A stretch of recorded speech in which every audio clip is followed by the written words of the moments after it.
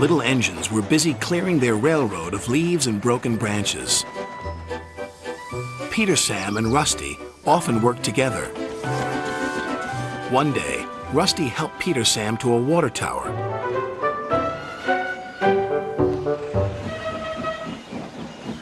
Peter Sam felt much better after his long drink, but the freight cars were bored. Let's break away. Their loads were heavy and the couplings old. One snapped.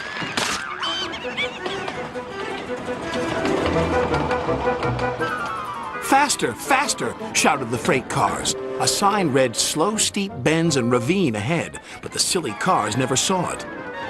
Then, it was too late.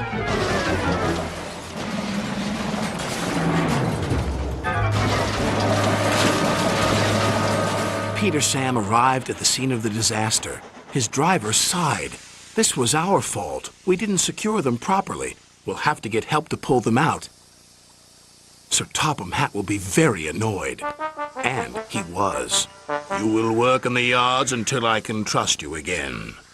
Duncan was delighted with Peter Sam's dilemma. Fancy not securing your freight cars on a hill. They'll come back to spook you and your special funnel. Woo! And who's to say you're not afraid of ghosts? Snapped Rusty. Ghosts?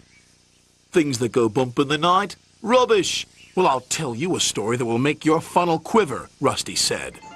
A long time ago, a little engine was returning home. It was a misty, moonlit night. Suddenly, the engine lost control and plunged over the side into the swamps below.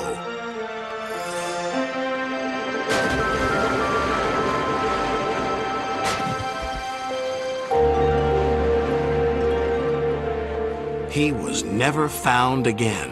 But many a workman will tell you that when the moon is full, they have seen the little engine trying to get home. But he never reaches the other side.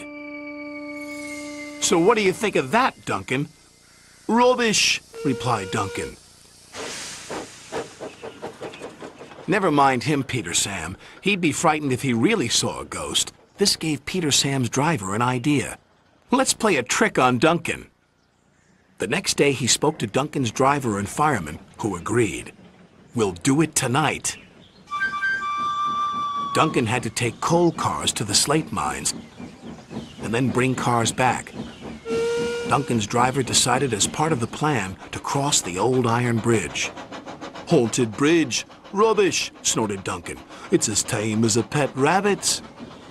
But all the same, he kept thinking about Rusty's story. When dusk fell, he was keen to leave. If we don't go now, Scarloey will take my favorite place in the sheds. We have to collect our cars first, his driver replied. He could see their plan was working because Duncan was nervous. When night fell, they set off. The mists were rising around the old iron bridge. Duncan whistled, and the sound echoed everywhere.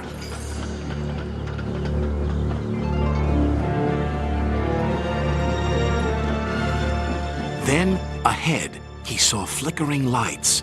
His driver knew they were only insects that shine brightly at night, but to Duncan they looked like an engine. Next, his driver secretly threw a rock from the cab into the ravine below.